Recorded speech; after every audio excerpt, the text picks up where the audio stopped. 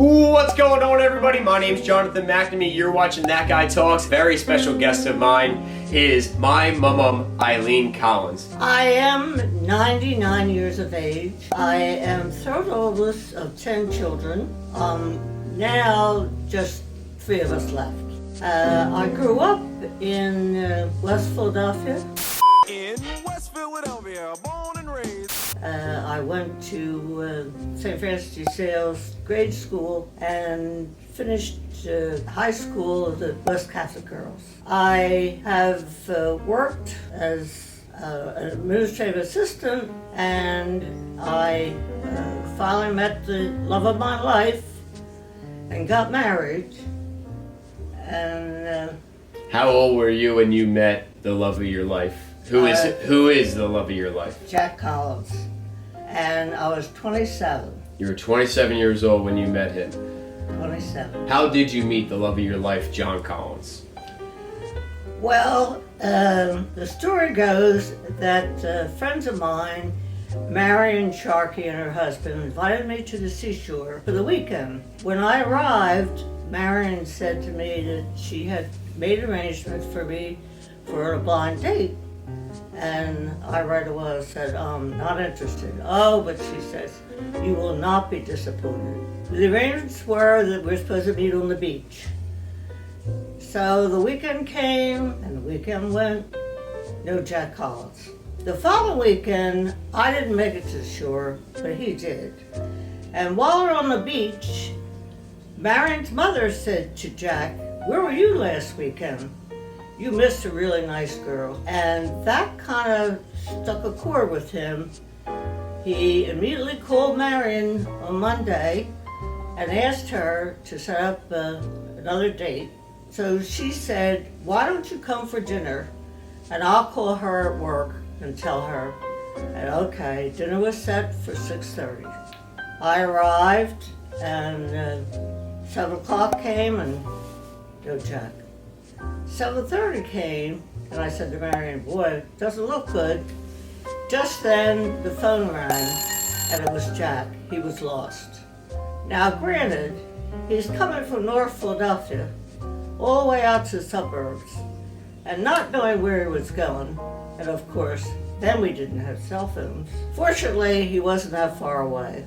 And when she originally made this blind date, she had said to me I wouldn't be disappointed. When he arrived, I gotta say, I was not disappointed. So what drew you into, like, was it his physical appearance? Was it the way that he carried himself? What was some of the characteristics that you liked of this John Collins? Well, to begin with, he was very outgoing, very easy to talk to. He just kind of relaxed, and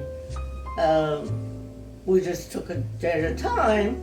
And of course, he asked me out that weekend, and we went several times together. And then he didn't like the idea that I was seeing other people, and he was seeing other girls, of course. So he asked that we should go steady. Well, I wasn't sure where this relationship was going, so I wasn't really in favor of that. So I talked him into, let's just date for a while and see what happens. So time went on, and he didn't like this at all. This was not his cup of tea. So he told his parents that he was going to ask me to marry him, and he bought a ring. And his father said to him, don't you think it'd be a good idea if you asked her first? Oh, he was confident that I was going to say yes. So we talked it over, and I said, no, just keep going. Anyhow, he got the ring, and he gave it to me. And when I got the ring, I said to him, oh, I can't wear this ring. You have to ask my dad permission to marry me. And he said, oh, okay.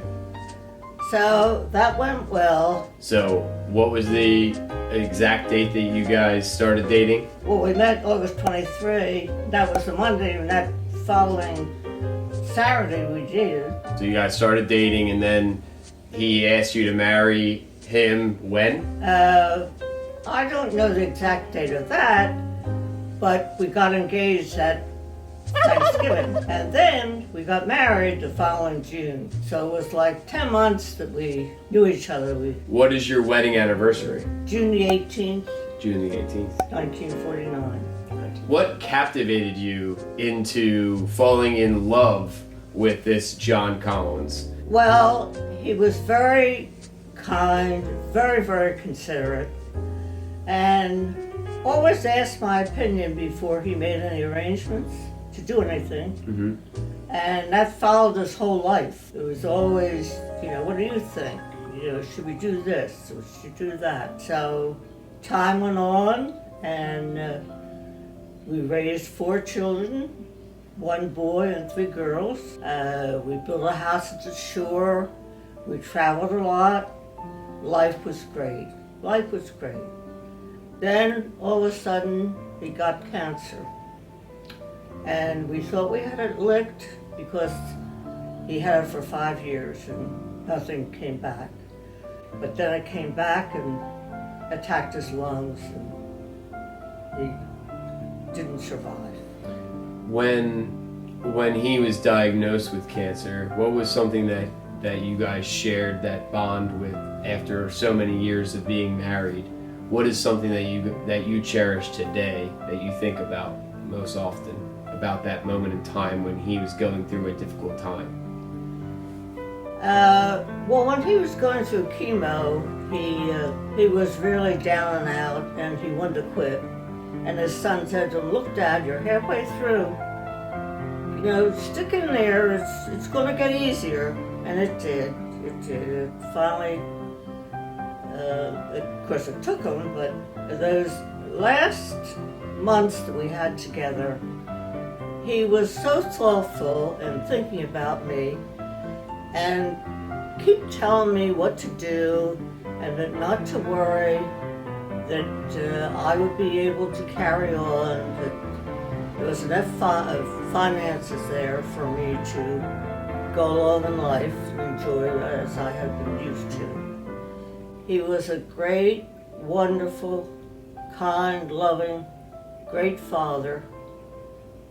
I miss him dearly. There isn't a day go by that I don't think about him. And I'm sure he's up in heaven looking down on me, that someday I'll be back up there with him. So you found him on a blind date. Nowadays, most people are finding people on dating apps and everything along those lines. Do you think that the way you found him is equivalent to doing something along the lines of a dating app today? I would imagine so, yeah. It's entirely different today, though. There's so much technology out there, to get connected with somebody.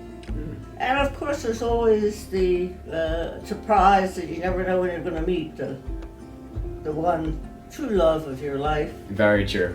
Very, very true. In fact, when I was in high school, and this friend of mine was dating this fellow, and she had dated him or had known him since grade school, and I said to her one time, how do you know that he's the right one? And she said, "Eileen, you'll know it. Nobody can tell you. You just know it." And that just happened to me. It was just the chemistry or whatever it was, it just hit and stuck. Is there anything that you would like to tell somebody who may not have found the true love of their life?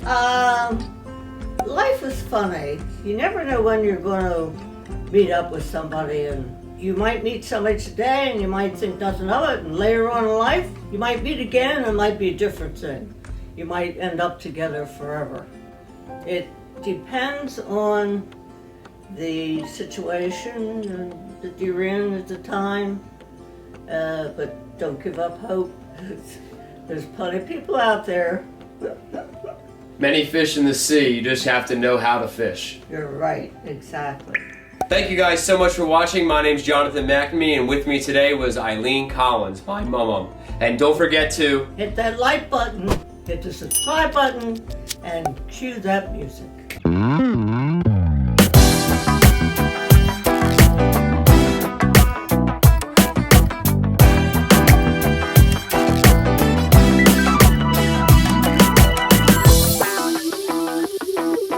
was not disappointed.